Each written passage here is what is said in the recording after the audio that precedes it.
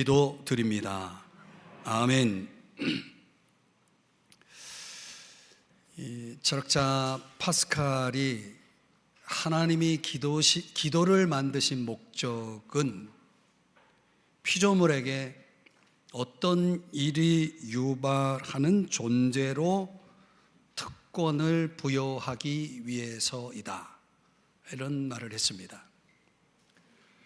어떤 일을 유발하는 존재는 사실상 하나님이시지만, 하나님이 인간을 굉장히 존엄하게 만드셔서 그들이 그 일을 유발하는 존재라는 특권을 누리게 하셨다. 이 기도라는 것은 그만큼 참 놀라운 축복의 특권이 아닐 수가 없는 거죠. 하나님 자신을 우리에게 보여주시기를 원하셔서 그 하나님을 볼 수 있는 방법으로 우리에게 특별한 은혜의 수단을 주셨는데, 그게 바로 기도라는 것입니다. 기도는 어떤 망상도 아니고요, 어떤 우리가 사람들과 나누는 어떤 그런 단순한 소통도 아닙니다. 오늘 본문 속에 보면은 안다, 이 헬라어로 에이돈이라고 하는 단어가 3번 나옵니다. 13절, 15절에 이렇게 3번 나오는데, 무엇을 안다라고 말하고 있냐면 13절에서는 영생이 있음을 안다. 또 15절에서는 우리가 구하는 바를 들으시는 줄을 안다. 또 들으실 뿐만 아니라 얻는 줄을 안다라고 그렇게 이 알에 대해서 말씀하고 있습니다. 이 일종의 기도의 경험을 이야기하고 있는 것입니다. 여러분, 오늘 설교 제목처럼 과연 하나님은 들으실까요? 우리가 하나님께 무엇을 구하면 과연 내 기도는 통할까요? 하나님은 들어주실까? 오늘 우리가 던지는 이 주제 제기가 아마 신앙생활 하면서 거의 모든 신앙인들이 한 번쯤은 고민해보는 문제가 아닐까 생각이 됩니다. 답을 말씀드리면 예스입니다. 예스. 하나님은 들으십니다. 하나님은 응답하시는 거죠. 그런데 우리가 알아야 될 것은 하나님은 모든 기도를 다 들으시는 건 아니십니다. 그분의 청각에 문제가 있어서가 아니라 하나님은 어떤 기도는 들으시고 어떤 기도는 들지 않으신다라고 성경이 말씀하고 있는 것입니다. 오늘 본문에만 그분이 들으시고 응답하시는 기도가 있는데 3가지를 우리에게 가르쳐주고 있습니다. 오늘 본문에서 찾아본다면요, 오늘 이거를 우리가 같이 함께 소위 응답받는 기도의 3 조건을 오늘 이 시간 함께 나눌 때 여러분의 그 삶 속에 이 기도의 불이 뜨겁게 타오르기를 주의 이름으로 축복합니다. 첫 번째는 예수의 이름으로 기도해야 됩니다. 여러분, 우리가 기도라고 할 때 이 기도할 수 있는 자리는, 기도를 할 수 있는 자리는 모든 종교마다 다 있어요. 그러나 이 기독교가 말하는 기도는, 기도의 자리는 예수 그리스도 안에 있다는 겁니다. 무슨 말인가 하면 예수 그리스도를 믿는 자만이 기도의 자리로 나아갈 수 있다는 거예요. 히브리서 11장 6절에 보면 믿음이 없이는 기쁘시게 못하나니 하나님께 나아가는 자는 반드시 그분이 계신 것과 또한 그분을 찾는 자들에게 상을 주시는 분이심을 믿어야 할지니라. 이 기도를 전제할 때 기도는 반드시 하나님 앞에 나아가야 되는데 아무나 하나님 앞에 나가는 게 아니라 믿음이 있는 사람만이 나갈 수 있다는 거예요. 거꾸로 얘기하면 기도를 하지 않는다면 그 사람에겐 믿음이 없는 겁니다. 하나님에 대한 믿음이 없는 거죠. 요한일서 5장 13절에 말씀하기를 내가 하나님의 아들의 이름을 믿는 너희에게, 이 믿는 너희에게 뭐가 있다고요? 영생이 있음을 알게 하려 함이라. 영생이라는 건 지난주에 우리가 나눴지만은 하나님을 경험하는 삶을 가리키죠. 그러니까 하나님이 하나님을 경험할 수 있도록 우리에게 주신 은혜의 수단이, 은총의 수단이 뭐라고요? 기도라고 말씀드렸죠. 그러니까 믿음은 기도하게 하고 기도는 하나님을 경험하게 하는 거예요. 그래서 영생이 있는 거예요. 요한복음 14장 12절 13절에서 말씀하기를 나를 믿는 자는, 여기 믿음을 강조하죠. 나를 믿는 자는 내가 하는 일을 그도 할 것이요, 또 너희가 내 이름으로 무엇을 구하든지 내가 행하리니. 믿음이라는 것과 영생이라는 것과 기도라는 것은 같이 굴러가는 거예요. 그 세 가지 중에 어느 하나가 빠져 있을 수가 없는 거예요. 그래서 예수님이 약속하신 게 뭔가? 요한복음 16장 23절 24절에 보면 너희가 무엇이든지 아버지께 구하는 것을 내 이름으로 주시리라. 예수의 이름으로 주신다는 거예요. 그래서 24절에 지금까지는 너희가 내 이름으로, 예수의 이름으로 아무것도 구하지 아니하였으나 이제는 너희들이 믿으니까 이제는 구하라. 그리하면 받으리니. 그러니까 우리가 하나님이 들으시는 기도, 하나님이 응답하시는 기도의 전제가 뭡니까? 먼저는 예수 이름을 믿어야 되고, 그리고 예수의 이름으로 기도하면 그 기도는 하나님이 들으시고 응답하신다라고 약속하고 있는 겁니다. 여러분, 예수의 이름을 믿습니까? 그렇다면 여러분이 그 믿음을 가지고 예수의 이름을 부르면, 그분에게 예수의 이름으로 무엇을 구하면 하나님께서 응답하신대요. 좋죠?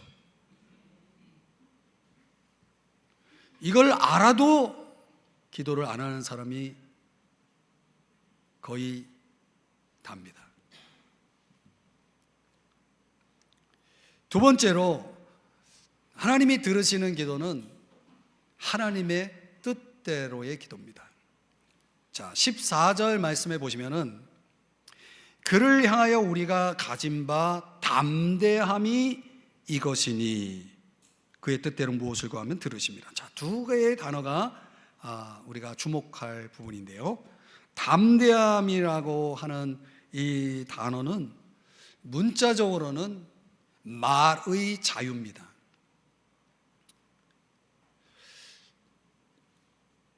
이걸 하나님과의 관계로 설명하면 하나님 앞에 나와서 내 필요를 자유롭게 말할 수 있는 그런 상태를 오늘 담대함이라고 말하고 있어요. 그러니까 어떤 사람은 담대한 기도를 하는 거예요. 하나님께 자기가 필요한 것을 마음껏 하나님 앞에 요구하는 거예요.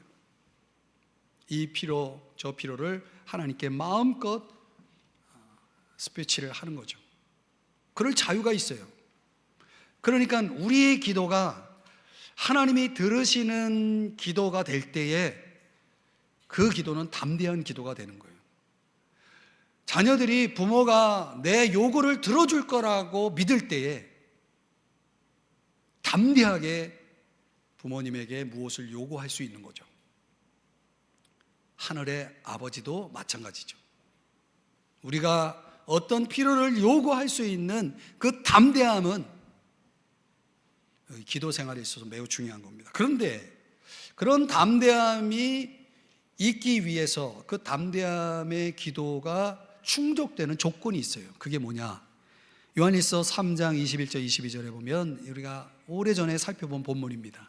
거기에 보면 만일 우리 마음이 우리를 스스로 책망할 것이 없으면 하나님 앞에서 담대함을 얻고 무엇이든지 구하는 바를 그에게서 받나니. 그러니까요, 우리의 기도를 들으시고 응답하신다라는 그 결과물을 앞에 두고 뭐가 있어야 되냐면 담대해야 된다는 거예요. 근데 그 담대한 기도를 하기 위해서는 내 스스로가 내 마음에 책망할 것이 없어야 된다는 거예요. 여러분, 우리가 살면서 알게 모르게 내 마음이 나를 책망할 때가 있습니까, 없습니까? 어떤 원인에 의해서 내 마음이 나를 책망할 때가 있죠. 그럴 때는 우리의 기도가 담대한 기도가 될 수도 없고 하나님이 들으시는 기도가 될 수도 없다, 이렇게 말씀을 하고 있거든요. 그러면 우리가 우리 스스로를 볼 때에 책망할 것이 있다면 그런 경우는 어떤 경우일까요? 성경의 예를 들어보면 시편 66편에 보면 우리의 마음에 죄악을 품고 있다면 하나님이 듣지 않으신대요. 이 말은 무슨 얘기냐면 우리가 우리의 마음에 고백하지 않은 죄를 가지고는 담대하게 하나님 앞에 무엇을 요구할 수 없다는 거예요. 내가 그걸 알아요. 하나님이 내 기도를 듣지 않을 것을 너무 정확하게 알아요. 내 마음에 죄악을 품고 있는 사람들은 그걸 깨달을 수가 있어요. 그 기도가 담대하지가 않죠. 그러니 이 책망할 것이 없기 위해서는 이 고백하지 않은 죄를 반드시 고백하고 해결하고 회개를 해야만이 내 기도가 하나님 앞에 통할 수 있다는 거예요. 그렇지 않고서야 내 기도라고 하는 것은 허공을 향한 외침밖에 안 되는 거죠. 또 베드로전서 3장 7절의 말씀에 보면 아주 중요한 말씀이 나오는데 너희 기도가 막히지 아니하게 하려 함이라.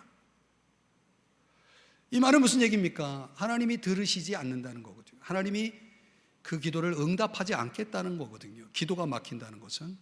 그럼 어떤 경우에 기도가 막히는가? 이 가족 간의 관계, 여기는 남편들아 아내를 어떻게 여기라?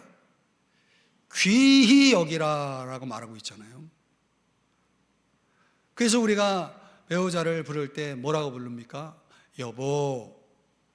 요즘은 자기 그런가? 자기. 여보라는 표현을 잘 안 쓰죠. 근데 그 여보라는 표현이 굉장히 좋은 표현이거든요. 같을 여자에 보배로울 보자거든요.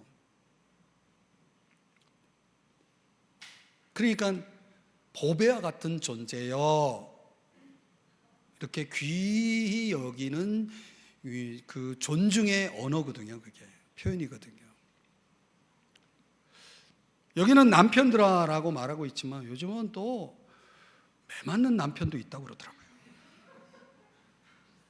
그러니까 제가 이 본문을 하나를 가지고 왔지만 사실상 저는 이걸 좀 확장시켜서 가정에서 가족 간에, 부모와 자식 간에, 또 부부 간에 그 모든 관계를 다 망라해서 정말 그 서로를 존귀하게 여기지 않는 그런 태도와 모습 속에서는 내 기도는 하나님께 통할 수가 없다는 거예요. 실제로 경험적으로 보면 이 가족 간에 문제가 생기면요, 하나님이 듣지 않는 것도 있지만 기도가 안 나와요. 그래서 혹 가족 간에 갈등이 있으면 절대로 그 밤은 그냥 보내면 안 됩니다. 반드시 해결하고 잠자리에 들어야 됩니다. 그래서 내 은혜의 관이 막히고 하나님의 그 은혜의 물줄기가 내 삶에 부어지지 못하게 만드는 이 문제를 반드시 해결해야, 그리고 잠자리에 들어야 여러분의 영혼도 삶도 잘 되는 것입니다. 또 마태복음 5장에 보면은 이 성도 간에 원망 들을 만한 일이 있는 경우에는 하나님이 그 사람이 드리는 예배도, 그 사람이 드리는 기도도 받지 않겠다라고 말씀하고 있습니다. 우리가 성도 간에 갈등을 겪을 때가 있죠. 근데 사람들이 그거를 가볍게 생각해요. 근데 그걸 구체적으로 해결하지 않고 내가 신앙생활을 하고 있다면 그 사람은 그 신앙생활은 헛된 거예요. 하나님이 흠양할 수가 없는 거예요. 내 기도가 하나님께 전달이 안 돼요. 요한일서 3장 22절에 아까도 살펴봤지만 무엇이든지 구하는 바를 그에게서 받나니, 이 기도응답을 얘기하잖아요. 이는, 그렇게 되는 이유는 우리가 그의 계명을 지키고 그 앞에서, 그분 앞에서, 하나님 앞에서 기뻐하시는 것을 행함이라. 우리가 하나님 앞에서 그분의 기쁨을 위해 살고 있지 않는데 하나님이 우리의 기도를 들으세요? 그렇게 하지 않으시겠다는 거죠. 하나님이 기뻐하시는 게 뭡니까? 계명을 지키는 거 아니겠어요? 그래서 요한복음 15장 7절에는 뭐라고 말씀하냐면 너희가 내 안에 거하고 내 말이 너희 안에 거하면, 이게 무슨 뜻이냐면 말씀대로 순종하면, 이런 뜻이거든요. 말씀대로 순종하면 무엇이든지 원하는 대로 구하라, 기도하라, 그리하면 받을 것이다, 이룰 것이다, 이렇게 말씀을 하시는 거예요. 그러니까 우리가 말씀에 순종하고 그분이, 하나님이 기뻐하시는 삶을 살아가는 그런 삶 속에서 드리는 기도는 반드시 응답하신다는 거예요. 받는다는 거예요. 그러니까 우리가 스스로 볼 때에, 우리 자신을 점검할 때에 책망할 것이 있는데 그걸 해결하지 않고 자꾸 끌고 간다? 자살행위예요. 영적인 자살. 스스로가 그 책망을 자꾸 거부하면 어떻게 됩니까? 양심이 죽어버려요. 양심이 죽어버리면 성경에 뭐라고 말하냐면 화인 맞은 자라고 얘기합니다. 그러면 그 배는, 그 신앙의 배는 반드시 파손하게 돼 있습니다. 성경에 다 말씀이 나오는 겁니다. 그럼 오늘 본문에서는 그런 담대한 기도를 위해서 마음에 책망할 것을 해결하라, 이거는 하나님이 우리에게 회복시켜 주신 양심의 기능을 통해서 이루어 가시는 것인데, 그런 양심의 기능만 있는 것이 아니라 또 하나의 조건이 오늘 본문 14절에 나오는데 그의 뜻대로라고 하는 조건입니다. 마태복음 6장 10절에 보면은 뜻이 하늘에서 이루어지는 것처럼 땅에서도 이루어지이다. 이 주님이 가르치신 기도죠. 그러니까 이 기도라고 하는 핵심은 뭐냐면 내 뜻이 이루어지는 게 아니라 하나님의 뜻이 이루어지는 거거든요. 그런데 오늘날 이 한국교회가 기도를 어떻게 이해하고 있냐면 나의 소원 성취를 이루는 행위로 이해를 합니다. 그래서 나의 소원이 이루어지면 기도를 안 하고 나의 소원이 생기면 기도를 시작합니다. 제가 목회학 박사 논문을 쓸 때 이 한국 교회를 건강한 교회로 만들기 위해서 진단하는 그런 여러 가지 그 자료들을 논문에 담기 위해서 공부를 해봤는데요. 한국 교회의 역사 속에 한국 교회가 이렇게 성장할 수, 세계 속의 교회로 성장할 수 있었던 그 원인 중에 하나가 뭐냐면 한국의 토속 문화, 더 적나라하게 얘기하면 샤머니즘이 역할을 했다, 이렇게 진단을 하는 겁니다. 그 샤머니즘의 핵심이 뭐냐면 내 소원이 생기면 우리의 옛 조상들은 어떤 일을 했냐면 접시에다 물을 떠놓고 열심히 빌었다는 거예요. 정성을 다해서. 언제까지? 소원이 이루어질 때까지. 그게 기독교가, 복음이 이 땅에 들어오면서 그 기독교가 그 문화를 수용했어요. 그래서 목사님들이 어떻게 가르쳤냐면 여러분들 마음에 소원이 있으면 매일 새벽마다 나오세요. 이 말은 무슨 얘기냐면 여러분 조상들이 물 떠놓고 열심히 빌었던 것처럼 여러분도 열심히 빌어보세요. 하나님이 들어주실 거예요. 근데 실제로 들어주시는 거예요. 그래서 많은 사람들이 기도하기 시작했습니다. 하나님은 기도를 들으셨죠. 그래서 한국교회가 부요해졌어요. 근데 그게 기독교의 핵심이 아니라는 것이 이제 오늘날 드러나는 겁니다. 그 토착화된 샤머니즘, 혼합주의가 기독교에 들어오면서 기독교를 기복신앙화 시켰어요.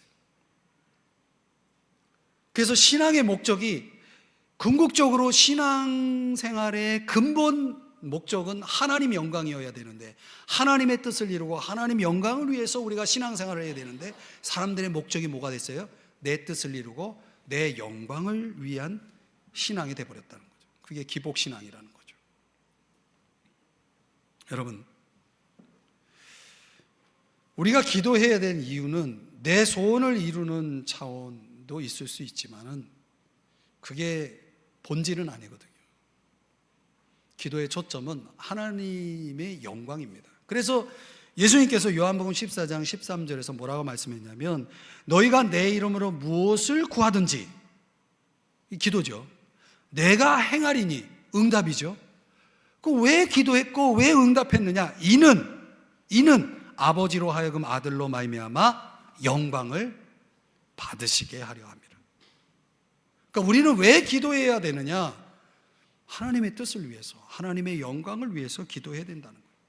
이게 기도의 사람 지어지 물러가 기도를 설명할 때, 기도는 하나님이 꺼리시건 말건 상관 않고 내 뜻을 이루려고 하는 것이 아니라 하나님의 뜻을 붙잡는 것이다, 이렇게 정의를 했습니다.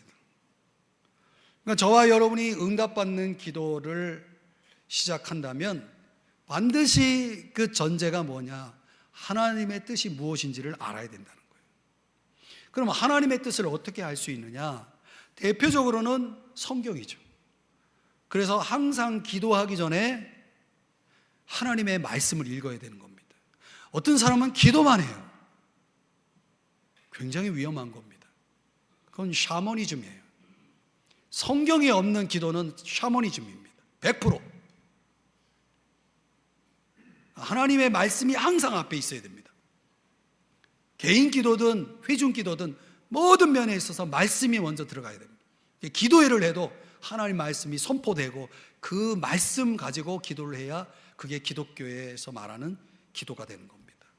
그래서 성경을 읽는 이유는 뭡니까? 하나님의 뜻이 무엇인지를 알기 위해서, 그리고 기도하는 거죠. 그리고 우리가 기도하다 보면 성령의 음성을 듣게 됩니다. 성령이 뭔지는 여러분 설명드렸잖아요, 제가. 그 성령의 음성을 듣게 되는데, 이게 왜 중요하냐면 로마서 8장 26절 27절에 보면 성령 하나님은 어떤 분이시냐면, 우리가 뭘 기도해야 될지 모르는 연약함을 가지고 있는 존재거든요. 그러니까 하나님이 내가 어떤 기도를 하기를 원하시는지 잘 분별이 안 될 때가 많아요. 그래서 그거를 도우시는 분이 성령님이신데, 그래서 27절에 중요한 말씀이 나오죠. 하나님의 뜻대로 성도를 위하여 간구하십니다. 그런데 이 말씀대로라면 성령의 도우심은 뭐냐면, 우리가 하나님의 뜻 가운데 기도할 수 있도록 돕는 역할을 하고 있다는 거예요. 그런데 실제로 기도 생활을 하시는 분들이 경험하는 건 뭐냐면, 하나님이 내가 어떤 기도를 하려고 하기보다 하나님이 나를 통해 기도를 시키는 기도가 있어요. 기도 제목을 생각나게 하시는 분이죠. 그러니까 우리가 이런 기도를 하게 되면 하나님께서 놀랍게 그분의 일하심을 이제 보여주십니다. 아, 하나님이 이래서 이 기도를 시켰구나, 이렇게 되는 겁니다. 그런데 우리가 성경을 통해, 성령을 통해 하나님의 뜻을 알아가서 그것에서 그걸 가지고 기도를 하는 것도 중요한데, 때때로 환경이라는 걸 통해서 하나님은 하나님의 뜻을 보여주십니다. 우리의 환경은 두 종류로 나누는데, 막히는 환경과 열리는 환경이라는 게 있습니다. 이상하게 내가 어떤 일을 구상하고 진행하려고 할 때 뭐가 막혔다, 이 환경은 틀림없이 하나님이 그 사람에게 하시고자 하는 뜻이 있는 겁니다. 그러면 막히면 그냥 불도저처럼 내가 무조건 막 그냥 막히든 말든 막 밀고 나간다? 그래봤자 자기 손해입니다. 그래서 성경의 사람들은, 기도의 사람들은 이럴 때 어떻게 하냐면 기다립니다. 하나님의 뜻이 무엇인지를 기다리고 하나님께서 그 환경이 아닌 더 좋은 환경을 열어주시거나 아니면 그 환경이 열릴 때까지 기다리는 겁니다. 이런 프랙티스를 신앙생활 속에 하는 사람들은요, 더 깊이 있게 하나님께서 환경 속에서 하시는 음성을 듣게 됩니다. 하나님의 음성을 듣게 됩니다. 저도 제 삶에 일어나는 모든 일들 속에서 하나님이 내게 무엇을 말씀하시는지를 들으려고 애를 많이 씁니다. 도대체 하나님 왜 이런 일들이 왜 저에게 일어났죠? 하나님의 뜻이 뭡니까? 제가 이렇게 물어요. 기도하면서. 환경이라는 게요, 하나님이 온 우주 만물을 창조하시고 주관하시는 분이라는 전제 속에 보면 우리 삶에 주어지는 모든 환경은 다 하나님의 주권적 섭리 속에 있는 겁니다. 그렇다면 내게 일어나는 어떤 것도 그분의 허락 없이는 일어날 수가 없다면 그분의 뜻이 있는 겁니다. 그분의 목적이 있는 거죠. 언젠가 제가 소개했던 그 프로비던스라고 하는 책, 이렇게 두꺼운 책 속에 보면 그런 섭리적인 요소들을 다양한 각도에서 스펙트럼을 가지고 섭리를 설명하는 성경 속 이야기들이 굉장히 많아요. 이게 성경을 읽다 보면 그런 걸 이제 깨달으면서 좀 여러분들의 삶이 자꾸 막히고 힘들어지고 뭐 상황이 안 좋아지고 어떤 때는 막 고속도로를 달리는 것처럼 활짝 열리고 막 이럴 때 너무 흥분하지도 않고 너무 초조해하지도 않고 여유를 가지고 샬바우를 가지고 여러분의 인생 속에 하나님의 인도하심을 잘 받아가는 그런 삶을 기도 가운데 살아갈 수가 있거든요. 어떻든 이런 하나님의 뜻을 찾는 이 과정이 굉장히 중요하다는 거예요, 기도 속에서. 근데 이런 세계를 모르는 사람들은 그냥 환경은 환경일 뿐이고 하나님은 하나님이고 따로 놀죠. 그러니까 잘 그 실타래가 풀리지가 않는 거죠. 근데 일단 하나님의 뜻을 알게 되면 바울이 빌립보서 4장 19절에 말씀하는 것처럼 나의 하나님이, 이런 확신이 생겨요. 야, 하나님이 채워 줄 거야, 이런 확신이 생깁니다. 내가 기도하고 있으니까 이건 반드시 돼. 이런 하나님의 뜻 안에서 기도하는 사람들은 이런 확신이 채워지는 거예요. 15절에 이 안다라고 하는 단어도 현재 시제의 동사를 쓰거든요. 현재 시제라는 건 뭐냐면 이미 이루어진 걸 얘기하는 거예요. 그럼 하나님이 내 기도를 들으셨다는 건 무슨 얘기냐면 이미 기도가 응답됐다는 얘기거든요. 이런 확신, 내적 확신을 가지고 있는 사람들은요, 데살로니가전서 5장 17절에 말씀하는 것처럼 기도를 멈추질 않아요. 되게 기도를 멈추는 사람들의 특징이 뭡니까? 기도해도 소용이 없다라는 생각 때문에 기도를 멈춥니다. 그거는 하나님을 내가 움직이는 그런 자세죠. 하나님이 내 기도에 대해서 내 기도에 따라 움직여야 됩니까? 내가 하나님에 따라서 움직여야죠. 그래서 누가복음 18장의 1절에도 말씀하는 것처럼 항상 기도하고 뭐 하지 않아요? 낙심하지 않는 거예요. 낙심이라는 건 give up 하는 것이군요. 포기하는 거거든요. 기도를 포기하는 거예요. 되게 진짜는요, 더디인 거예요. 진짜가 나오려면 더뎌야 돼요. 너무 속성을 좋아하면 안 돼요. 내가 기도하자마자 하나님이 응답하시는 그런 걸 기대하면서 기도하다가 실망하고 낙심해서 기도를 아예 내팽개치는 사람들도 얼마나 많은지 몰라요.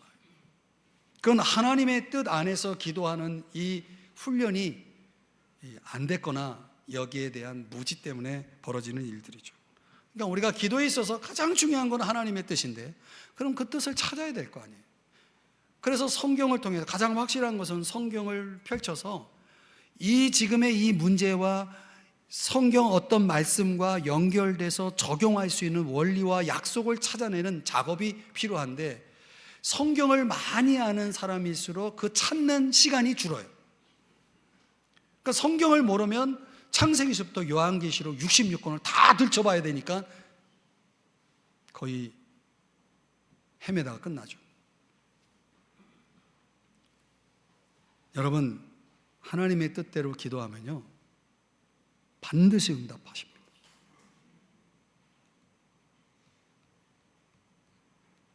믿으십니까? 반드시 응답하십니다. 세 번째로 하나님이 들으시는 기도가 어떤 기도냐면 넘어진 성도를 위해 기도하는 겁니다. 이런 걸 흔히 우리가 중보 기도라는 용어를 사용합니다. 그러니까 우리 그리스도인들은 위로 하나님과의 관계, 옆으로 다른 그리스도인들과의 관계를 누리는 사람들인데, 이 이중관계는 하나님과 나 사이에 벌어지는 기도 생활 속에도 나타납니다.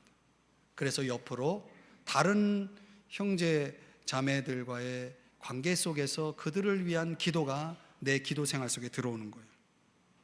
그 형제 자매의 필요가 물질적이든 육체적이든 아니면 어떤 건강상의 육체적인 문제든 아니면 영적인 거든 간에 이런 것들을 위해서 우리가 기도하게 되는 거죠. 근데 오늘 16절의 말씀에 보니까 뭐라고 말씀하냐면, 죄 범하는 것을 보거든 구하라. 그러니까 어떤 성도가 죄를 범하고 있는 결과를 본 것과 과정을 본 것 다 본 거예요. 그런 것들을 봤다면 뭐 하라고 말하고 있어요? 기도하라. 그러면 응답하시겠다라는 말씀을 하고 있는 것입니다. 그러니까 어떤 성도는 지금 영적으로 어둠 속에 있는 거예요. 영적으로 어둠 속에 있는 그 성도를 풀려날 때까지 기도해 주는 것을 지금 말씀하고 있는 것입니다. 우리가 요한일서라고 하는 이 짧은 성경을 지금 계속 묵상하고 있는데, 이 요한일서 안에 언급되고 있는 심각한 세 가지 죄가 있는데, 믿음으로 행하지 않는 죄, 사랑하지 않는 죄, 순종하지 않는 죄거든요. 근데 이 죄를 범하면 반드시 영적 어둠 속에 들어갑니다. 그러면 여러분이 정말 거듭난 그리스도인이면요, 영적인 어둠 속에 있을 때 답답해서 못 견뎌요. 여러분 밝은 데에 있다가 갑자기 어둠 속에 들어가 봐요. 그거 못 견뎌요. 그 밝은 데를 찾아서 나오게 돼 있거든요. 그 밝은 데를 찾아서 나올 때 어떤 기능이 작용되냐면, 마음속에 책망을 자꾸 듣게 돼요. 야, 너 그러면 안 돼. 하나님이 기뻐할 수 없어. 막 이런 마음의 책망이 막 일어나면, 요한일서 1장 9절의 말씀처럼 만일 우리가 우리 죄를 자백하면 그는 미쁘시고 의로우사 우리 죄를 사하시며 우리 죄를 용서하시는. 그래서 죄를 자백하고 빨리 그 영적 어둠 늪에서 빠져나오려고 하나님께 용서를 구해서 대언자 되시는 예수 그리스도, 요한일서 2장 2절의 말씀처럼 그분의 그 도우심으로 이제 소생하고 회복되어서 그 늪에서 빠져나오거든요. 그게 평상시에 우리 그리스도인들이 경험하는 일인데, 참 안타까운 일이지만 어떤 그리스도인들은 빠지고 나오질 못해요. 넘어지고 일어서는 사람이 있는데, 스스로 일어서는 사람이 있는데 일어서질 못해요. 그럼 여러분이 생각해 볼 때 상식적으로 스스로 넘어졌는데 스스로 일어날 수 없는 사람은 어떻게 해야 됩니까? 내버려둬요? 누군가 도와줘야죠. 그 누군가 도와줄 수 있는 방법 중에 가장 큰 게 뭐냐? 그게 기도예요.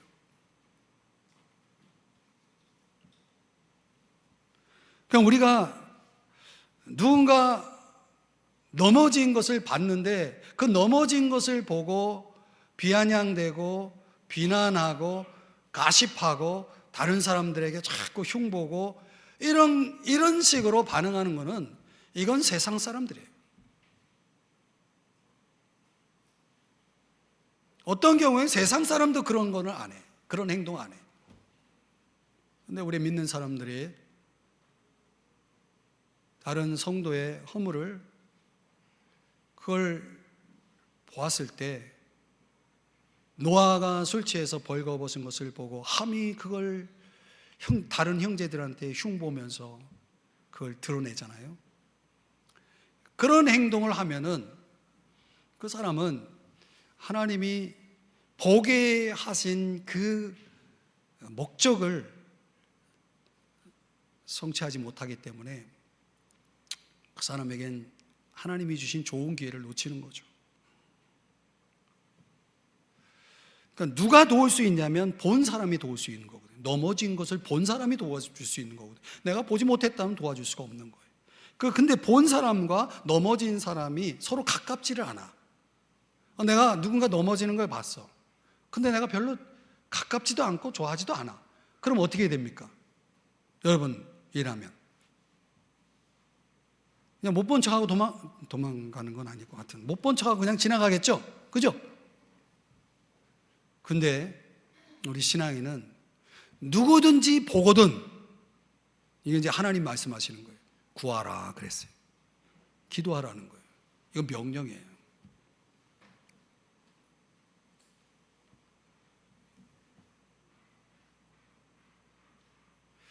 진정한 중보기도는 보거든 끈질기게 그가 다시 일어날 때까지, 해결될 때까지 기도해 주는 것입니다. 그러면 그렇게 기도하면, 끈질기게 기도하면 그 성도가 넘어짐으로 인하여 겪는 고통과 아픔과 그 어둠을 기도하는 사람이 느껴요. 그래서 마치 내가 겪고 있는 것처럼 그 아픔이 느껴지기 때문에 그 사람을 위해서 더 간절하게 기도하게 되는 거예요. 그 깊은 기도의 경지로 들어갑니다. 그러면 어떤 일이 벌어지는지 야고보서 5장 16절, 19절, 20절에 말씀하기를 역사하는 힘이 큼이라 라고 말하고 있는 거예요. 엄청난 역사가 일어난다는 거예요. 그런 기도를 하나님은 가만히 듣고만 있지는 않는다는 거예요. 19절에도 말씀하는 것처럼 미혹되어 진리를 떠난 자를 누가 돌아서게 하면 그 사람을 건질 것이라고 말씀하고 있는 거예요. 그런데 여러분, 오늘 본문에는 난해한 구절이 들어있는데요, 16절에 보면 우리가 보거든 구하라고 그랬는데 어떤 사람에 대해서는 구하지 말라, 기도하지 말라라고 말씀하고 있습니다. 그게 뭔가 봤더니 16절에 사망에 이르는 죄가 있는 자, 사망에 이르는 죄가 있는 자예요. 그러니까 어떤 죄는 사망에 이르게 된다라고 할 때 여기서 말하는 사망은 예를 들면 이런 거예요. 고린도 교회 안에 아주 심각한 죄를 범하는 사람이 있었어요. 심각한 죄. 그런데 성도들이 알아. 저 죄는 저거 아주 심각한 건데 알아요. 그런데 그 사람을 위해 아무리 기도해도, 교회가 기도해도 그 사람이 회개를 안 해. 근데 틀림없이 그 사람은 믿는 사람이에요. 여러분, 틀림없이 여러분 명심해야 될 것은 뭐냐면 우리 예수 믿는 사람도 얼마든지 타락할 수 있습니다. 세상 사람보다 더 못된 죄를 지을 수가 있습니다. 그런데 믿지 않는 사람들과 믿는 사람의 차이는 그런 죄를 범했을지라도 믿는 사람은 회개하여 돌아올 수 있는 기회가 주어져 있는 거예요. 그런데 어떤 사람은 회개를 하지 않는 거야, 자꾸. 그러면 하나님이 기다리다 그런 사람을 다루시는 특별한 방법이 있어요. 그게 뭐냐? 목숨을 거두시는 겁니다. 그게 사망에 이르는 죄라는 거예요. 여러분, 하나님이 목숨을 거두신 사람을 위해서 여러분이 아무리 40일 금식 기도를 해도 그 사람 살아나지 않습니다. 어떤 신앙인의 죽음은 하나님이 보실 때에는 그 영혼만이라도 구원을 얻을 수 있도록 하나님이 그 목숨을 거두어 가시는 겁니다.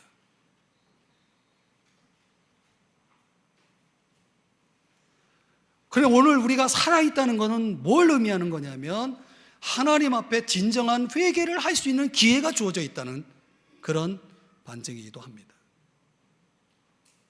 회개는 언제 할 수 있습니까? 살아있을 때만 할 수 있는 겁니다. 죽은 자는 회개할 수 없는 겁니다. 그래서 하나님은 목숨을 거두는 그런 특별한 방식을 사용하시는 거죠.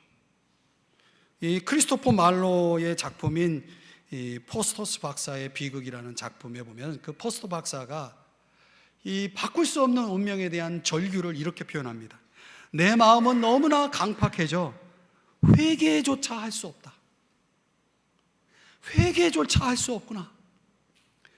여러분, 예수 믿는 사람도요, 마음이 강팍해지면 회개 못합니다. 회개를 안 하는 게 아니라 못합니다. 여러분, 기회가 있을 때 회개하지 않으면요, 언젠가는 회개하고 싶어도 회개할 수 없는 때가 옵니다.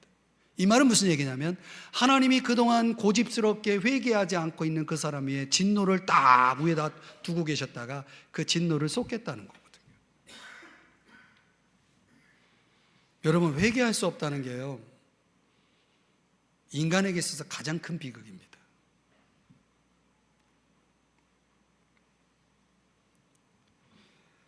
오늘 보면 17절에 뭐라고 말씀하냐면, 모든 불의가 죄로 돼 사망에 이르지 아니하는 죄도 있도다.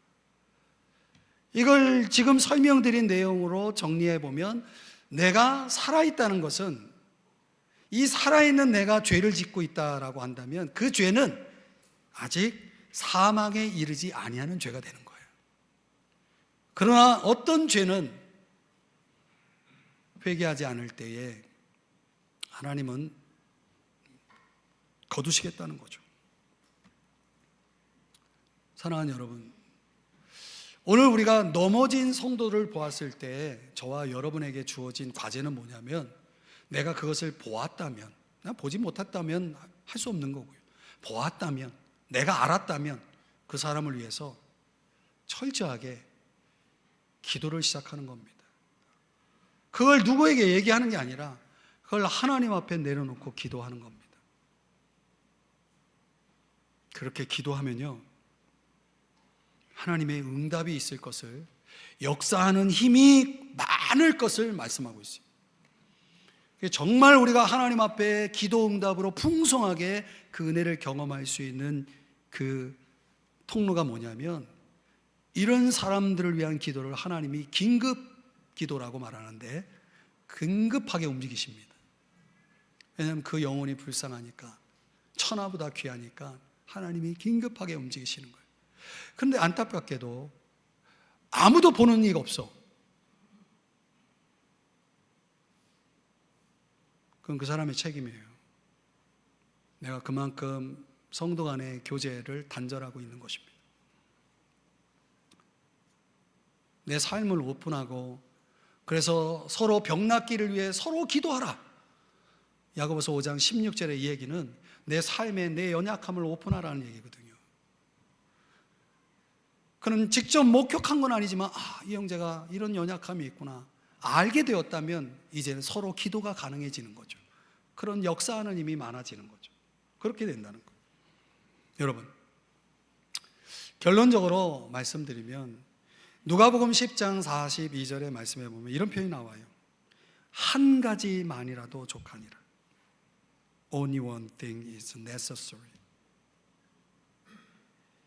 이걸 정확하게 번역한다면 이렇게 번역돼야 돼요. 꼭 필요한 한 가지.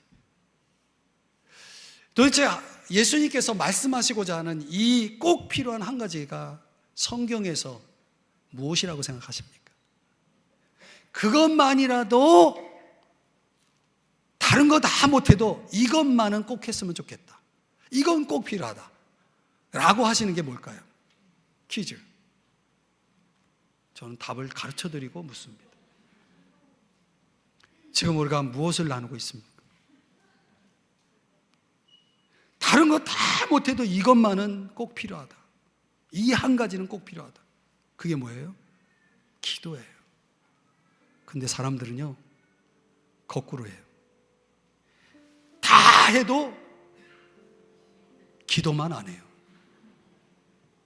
이게 얼마나 기가 막힌 일이에요. 왜 성경대로 안 살아요?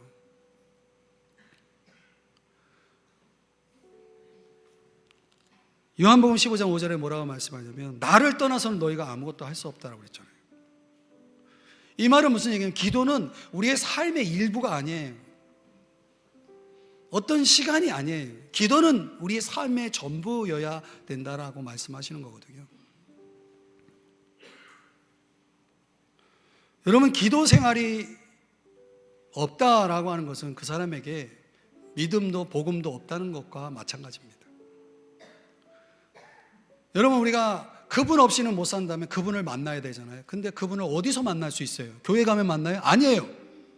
골방에 들어가야만 그분을 만날 수 있어요. 그래서 너 골방에 들어가서 은밀한 중에 보시는 네 하나님께 기도하라. 그리하면 은밀한 중에 계시는 하나님 아버지께서 너의 기도를 들으실 거야 라고 말씀하셨거든요. 그런 거거든요. 그런데 오늘날 이렇게 꼭 필요한 한 가지를 삶의 우선순위 속에 저 밑에다가 갖다 놓고 다른 것으로 얼마나 바쁘게 살아가는지 모르겠어요. 얼마나 많은 일들 속에 살아가는지 모르겠어요. 여러분에게 묻고 싶어요. 여러분 바쁘시죠? 너무 피곤하시죠? 그 이유가 뭡니까? 먹고 사는 것 때문에 그렇잖아요. 살고자 하기 때문에 그런 거잖아요. 근데 제가 말씀드릴게요. 여러분 기도하지 않으면 여러분 못 살아요. 기도 없이는 못 살아요. 세상을 움직이는 것은 어떤 능력자가 아니라 기도하는 사람이 세상을 움직이고 있다는 걸 아셔야 돼요. 기도가 부족하면 세상을 이길 수가 없어요. 사업도, 염려도, 세속도, 그 어떤 것도 내가 견뎌낼 수가 없어요. 기도가 없이는. 기도가 부족하다면. 기도가 부족한 교회는 능력을 잃어버립니다. 세속교회가 되어버립니다. 기도가 부족한 성도는 거룩한 삶을 살 수도 없고 하나님이 주시는 그 은혜의 고지에 도달할 수도 없는 것입니다. 너는 내게 부르짖으라 내가 내게 응답하겠고 내가 알지 못하는 크고 비밀한 일을 내게 보이리라. 그렇게 주님이 말씀하셨잖아요. 우리의 구하는 것이나 온갖 구하는 것이나 생각하는 것에 더 넘치도록 능히 하시는 전능하신 하나님이라고 말씀하고 있잖아요. 그런데 왜 다 하는데 기도는 안 합니까? 제가 금요기도회 때 요엘서를 시작을 했습니다. 그 요엘서 금요기도회 때 첫 번째 말씀을 전할 때 이 얘기를 강력하게 강조했어요. 이스라엘 백성들이 그렇게 살았다는 거예요. 지금 우리들처럼 다 하는데 기도는 안 해요.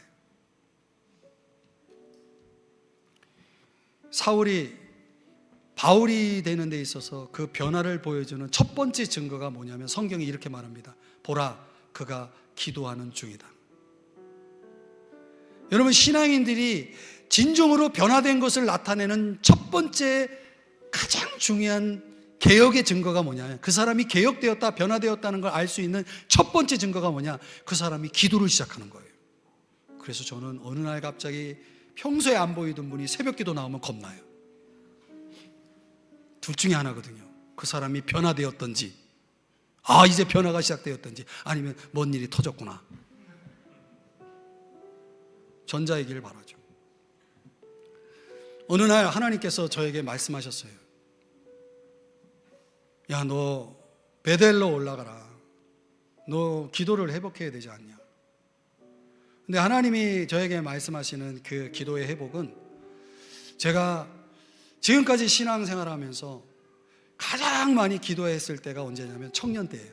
신학교 들어가기 전에 청년 때 가장 많이 기도했어요. 그런데 가만히 내 삶을 돌아보니 사람들이 줄여야 할 것이 있다고 생각하는 순간 가장 먼저 줄이는 게 뭐냐? 기도 시간을 없애버려요. 그게 가장 중요한데 저도 이런저런 이유로 기도의 시간을 줄여왔어요. 그래서 겨우 1시간만 기도를 해왔어요. 근데 어느 날 하나님이 그거를 책망을 하시면서 너 다시 베델로 올라가서 기도하라 라고 하시는 거예요. 그러면서 하나님께서 저에게 말씀하시는 게 너가 그렇게 기도해야 할 이유는 너가 살아야지 않겠냐 이렇게 말씀하시는 거예요. 너가 살아야 하지 않겠느냐. 그래서 제가 제 원래 기도의 분량이 3시간이에요. 새벽에 말씀 끝나고 한 3시간 기도하는데 요즘은 3시간 기도 가지고도 부족해요. 더 많이 기도하려고 해요. 하나님은 그렇게 기도를 시키고 있어요. 그건 제가 견딜 수 있게 하시는 거죠. 제가 살아갈 수 있게 하시고, 우리 사랑하는 성도들의 한 분 한 분을 놓고 기도하면서 하나님이 이 교회를 끌어가시는 모습을 보게 하시고 그러시거든요. 저는 이제 그런 생각을 합니다. 하나님이 정말 들으실까? 내가 이렇게 기도한다고 뭔 일이 벌어지는가? 내가 만약 거기에 대한 확신이 없었다면, 믿음이 없었다면 그렇게 하지 않겠죠. 여러분, 하나님이 들으실까요? Yes. 하나님 들으십니다. 그래서 우리가 이 조건만 갖추면 되거든요. 예수 이름으로, 하나님의 뜻대로, 넘어진 성도, 연약한 성도를 위해서, 이걸 위해서 기도할 수만 있다면 하나님이 그 기도를 반드시 그분의 방법으로, 그분의 때에 응답하실 것을 약속하고 있다. 그저 몽골 선교사로 지냈던 제임스 길모어가 그런 결심을 했더라고요. 제가 그 어느 책에서 그걸 보고 내가 제 기도 노트에다 아예 적어놨어요. 그 사람이 어떤 결심을 했냐면, 앞으로 더 많이 기도하기로 결심한다. 그의 결심이 이거였어요. 오늘보다 내일 더 많이 기도하고, 내일보다 내일 모레 더 많이 기도하겠다는 결심을 한 거예요. 야, 이거구나. 그래서 저도 그 길모어 선교사의 기도를, 그 결심을 저도 지금 지켜나가려고 애를 쓰고 있습니다. 사랑하는 여러분, 오늘 제가 이 부족한 종이 여러분에게 전하는 말씀을 사람의 말로 받지 마시고, 하나님이 여러분에게 어떤 말씀을 하시는지 좀 진지하게 하나님의 음성으로 받으시면 기도해야 됩니다. 또 기도해도 아무 일도 일어나지 않는다, 이건 막힌 거 뚫어야 됩니다. 뭐가 문제인지를 원인을 찾아서 뚫어야 됩니다. 그리고 확신을 가졌다면 이제 하나님 뜻대로 정말 전심으로, 온 마음으로 구하는 만큼 받습니다. 구하는 만큼 받습니다. 구하는 만큼 받습니다. 하나님이 여러분의 기도를 들으시고 계시는 거예요. 기억하셔야 됩니다. 하나님 아버지, 오늘 이 말씀을 우리가 우리의 삶에 잘 적용해서